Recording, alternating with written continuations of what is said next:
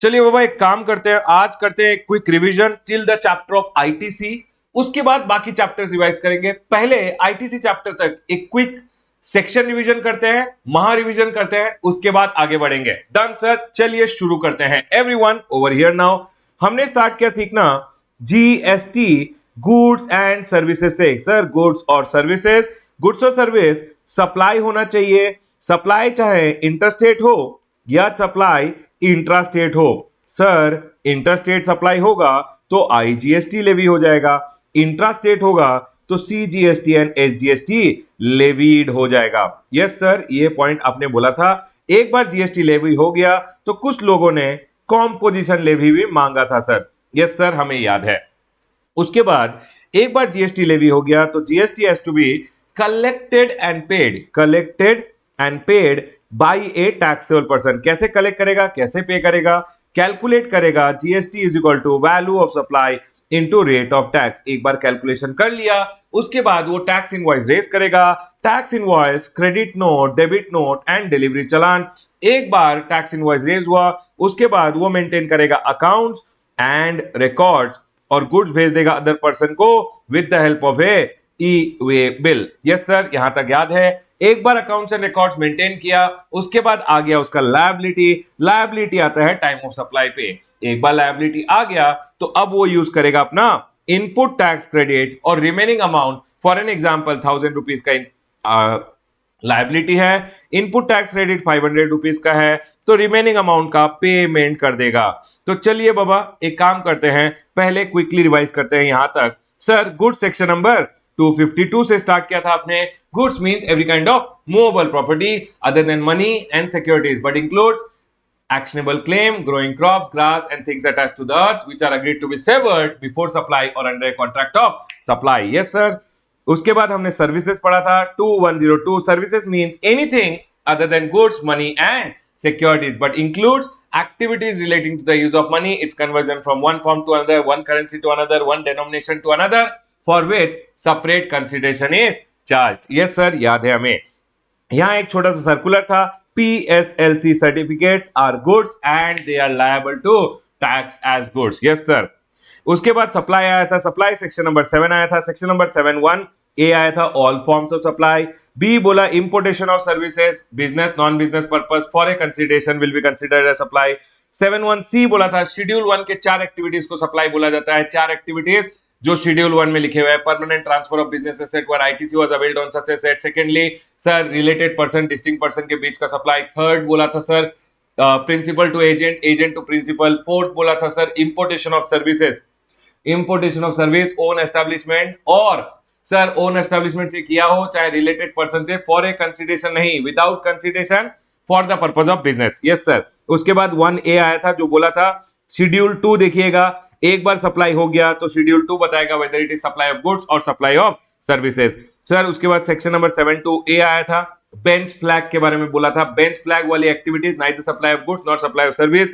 B बोला था sir जो सेंट्रल गवर्नमेंट स्टेट गवर्नमेंट वाली एक्टिविटीज होती हैं एज पब्लिक अथॉरिटीज अगर कर रही है, neither supply of goods not supply of service provided notified हो। Yes sir, notified 243G and W and alcoholic liquor licence का सप्लाई को बोला गया था, उसके बाद नोटिफाई किया गया था। उसके बाद आता है section number 8। Section number 8A बोलता है कंपोजिट सप्लाई, प्रिंसिपल सप्लाई के रेट में टैक्स होगा। सर बी बोलता है मिक्स सप्लाई, मिक्स सप्लाई को हाईएस्ट रेट में टैक्स करना पड़ेगा। सर इंट्रा स्टेट सप्लाई जब बोलते हो, section number 7 of the IGST act intra state के बारे में बात करता है। इंटर स्टेट के बारे में, सॉरी इंटर स्टेट के बारे में। इंट्रा आता है section number 8 of the IGST act. Section number 9 बोलता है टेरिटोरियल वाटर्स, जब सप्लाई टेरिटोरियल वाटर्स में है नियरेस्ट कोस्टल स्टेट में माना जाएगा उसको। Place of supply territorial water में है तो प्लेस ऑफ सप्लाई को नियरेस्ट कोस्टल स्टेट में माना जाएगा। उसके बाद आएगा 10, 11, 12, 13 जो बात करता है place of supply related issue के बारे में। Yes sir. उसके बाद आता है 14 बोलता है OIDAR के बारे में, स्पेशल प्रोविजन। OIDAR इंडिया में रजिस्ट्रेशन लेगा, NTOR से फॉरवर्ड चार्ज में जीएसटी कलेक्ट करेगा और गवर्नमेंट को देगा। 15 बात करता है टूरिस्ट के बारे में। 16 बात करता है जीरो रेटेड सप्लाई, बोलते हैं एक्सपोर्ट्स को, एंड सप्लाई टू SEZ को बोला जाता है zero rated supply. Yes sir, यहां तक हमें याद है। आईजीएसटी का लेवी था सेक्शन नंबर 5, सीजीएसटी का जो लेवी सेक्शन था वो था section number 9। Section number 9(1) total बकवास। 9(2) एचपी मैन के बारे में बात करता था।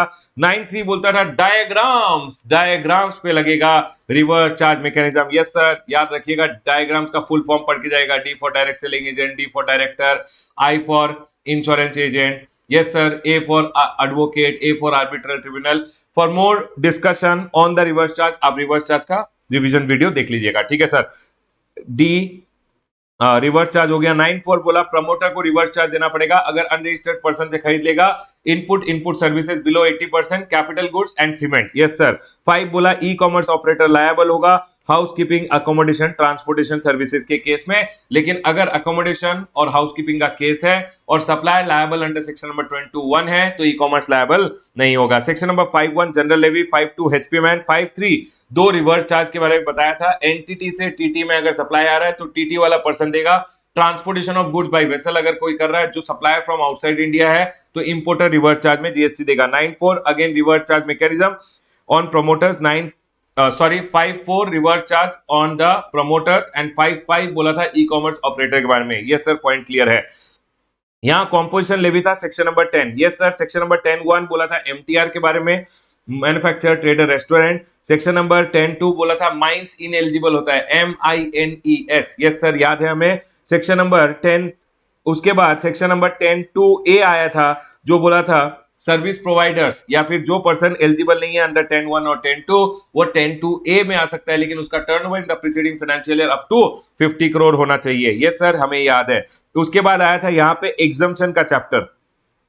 एग्जम्पशन गवर्नमेंट देता है under section number 11 of the CGST act and section number 6 of the IGST act के पावर को यूज करते हुए। Sir, taxable person section number 22 people who are liable, section number 23 people who are not liable, section number 24 compulsory registration creations का case था। 25 बोलता था procedure के बारे में। जब प्रोसीजर पढ़ते हैं तो रूल नंबर 8 बोलता है एप्लीकेशन, रूल नंबर 9 बोलता है वेरिफिकेशन, 10 बोलता है रजिस्ट्रेशन सर्टिफिकेट दिया जाएगा, 10A बोलता है बैंक अकाउंट डिटेल दे देना। रूल नंबर 18 बोलता है इधर कि सर आप जो रजिस्ट्रेशन सर्टिफिकेट है उसको टांग दीजिएगा। यस सर, और जीएसटी नंबर अपने नोटिस बोर्ड पे लिख दीजिएगा। उसके बाद आता है 25, रूल नंबर 25 बोलता है फिजिकल वेरिफिकेशन के बारे में। उसके बाद आया 26 डीम रजिस्ट्रेशन, 27 सीटीपी एनआरटीपी का special provision, more than 180 days इनको सीटीपी एनआरटीपी नहीं दिया जाता रजिस्ट्रेशन। यस सर, याद है। उसके बाद आता है 28 अमेंडमेंट, 29 बोला था कैंसिलेशन, 30 बोला था रिवोकेशन के बारे में। 30 में जो रूल नंबर 23 था उसमें एक छोटा सा अमेंडमेंट है, मैंने आपको बता दिया है। Yes sir. उसके बाद आता है value of supply. Value of supply section number 15 में बोलते हैं। सेक्शन नंबर 15 बोलता है 1 बोलता है ट्रांजैक्शन वैल्यू, 15(2) बोलता है टॉपिक्स को इंक्लूड कीजिएगा, 15(3) बोलता है सर डिस्काउंट के बारे में, सेक्शन नंबर 15(4) बोलता है कि सर वैल्यूएशन रूल्स के बारे में। Yes sir, valuation rule number 27, 28, 29, 30 और 31 के बारे में बात हुआ था। 31A आया था लॉटरी के बारे में। 32 स्पेशल प्रोविजन, कुछ ऑप्शनल वैल्यूएशन मेथड कुछ सर्विसेज के लिए दिया गया था, like money changer, life insurance, air travel agent, फिर सर जो सेकेंड हैंड गुड्स बेचते हैं उनके लिए दिया गया था। Yes sir. रूल नंबर 33 आया था प्योर एजेंट। रूल नंबर 34 आया था सीबीआईसी रेट और gap rate, rate of exchange के बारे में। 35 बोला था जब इंक्लूडेड वैल्यू होगा उसको एक्सक्लूडेड कैसे करेंगे। यस सर, याद है हमें। उसके बाद आइए रेट ऑफ टैक्स आपको पेपर में देंगे। Tax invoice, debit note, credit note. Tax invoice section number 31 tax invoice के बारे में बात करता है। Section number 31(1) goods, section number 31(2) services, 31(3) R&SP याद है आपको। Revise tax invoice, no tax invoice, bill of supply, advance का केस में receipt voucher, R for refund voucher, P for payment voucher, sir self invoice and payment voucher. उसके बाद आया था 4 continuous supply of goods, 5 continuous supply of service, 6 बोला था supply of service ceases before completion and 7 बोला था approval का case में। 32 बोला था prohibition, unregistered person invoice raise नहीं करेगा, registered person as per law करेगा। क्या आपको याद आ रहा है? यस सर, याद आ रहा है। 33 बोला था टैक्स अमाउंट हमेशा सेपरेटली दिखाना डॉक्यूमेंट में। 34 बोला था क्रेडिट नोट, डेबिट नोट के बारे में। एंड रूल नंबर 55 बोला था सर डिलीवरी चालान के बारे में। अकाउंट्स एंड रिकॉर्ड्स में जब आए 35 बोला अकाउंट्स एंड रिकॉर्ड जो मेंटेन करने हैं, और 36 बोला था पीरियड ऑफ रिटेंशन 72 मंथ्स। 35 में एक छोटा सा अमेंडमेंट है, 35(5) जो था उसको डिलीट कर दिया गया है। सीए और सीए वाला जो ऑडिट वाला था, ऑडिट के प्रोविजन को डिलीट कर दिया गया है। यस सर, याद है हमें। अकाउंट्स उसके बाद आता है e way bill. Sir e way bill chapter में कौन सा सेक्शन आता है? E way bill section number 68, read with rule number 138, rule number 138 A, rule number 138 B, 138 C, D and E आता है। ई जो है वो इंपॉर्टेंट है। क्यों सर इंपॉर्टेंट है?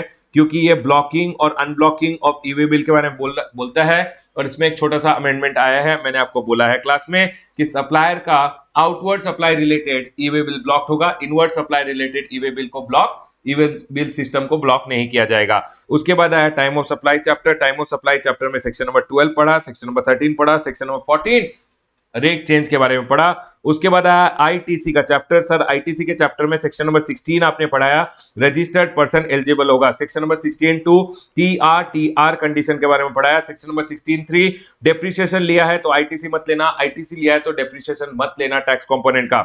16(4) बोला maximum time limit to go ahead and take the ITC is 20th October or actual date of annual return whichever is earlier, tax invoice और debit note related. Section number 17 हमने पढ़ा। Section number 17(1) business purpose, non business purpose अगर use किया है उतना ITC मिलेगा जितना business purpose का है। Section number 16(2) taxable supply, exempt supply related both के लिए यूज किया है, टैक्सेबल सप्लाई रिलेटेड आईटीसी मिलेगा। सेक्शन नंबर 17(3) एग्जाम सप्लाई का डेफिनेशन के बारे में बोलता है। Section number 17(4) banking companies 50% credit लेंगे, 50% भूल जाएंगे, डिस्टिंक्ट पर्सन से 100% क्रेडिट लेंगे जो भी इनपुट सर्विसेज लिया है। सेक्शन नंबर 17(5) ब्लॉक क्रेडिट के बारे में बात करता है। उसके बाद आता है सेक्शन नंबर 18। सेक्शन नंबर 18 बोलता है, सेक्शन नंबर 18(1) स्पेशल सर्कमस्टेंसेस के बारे में बोलता है। 18(2) बोलता है invoices older than 1 year credit नहीं मिलेगा। सेक्शन नंबर 18(3) ट्रांसफर जब कर रहे हो तो क्रेडिट कैसे ट्रांसफर करोगे, बिजनेस जब सेल कर रहे हो उसके बारे में बताता है। आईटीसी 02 फाइल करोगे और क्रेडिट अपोर्शन कर दोगे। सेक्शन नंबर 18(4) रिवर्सल के बारे में बात करता है। 18(5) rule number 40 and rule number 44 apply करने बोलता है। 18(6) जब आप capital goods plant and machinery बेच रहे हो तो टैक्स ऑन ट्रांजैक्शन वैल्यू और reduced amount of credit whichever is higher वो आपको पे करना पड़ेगा। यहां तक क्विकली बताइए क्या आप लोगों को सब कुछ क्लियर हो गया है? यहां हो गया हमारा एक क्विक महारिविजन till the chapter of ITC, और हमने सेक्शंस भी रिवाइज कर लिए। क्विकली बताइए बाबा, मजा आया? Do let me know, comment करके जरूर बताइएगा। डन सर, पॉइंट क्लियर है। यहां मेरा quick revision till the chapter of input tax credit खत्म होता है।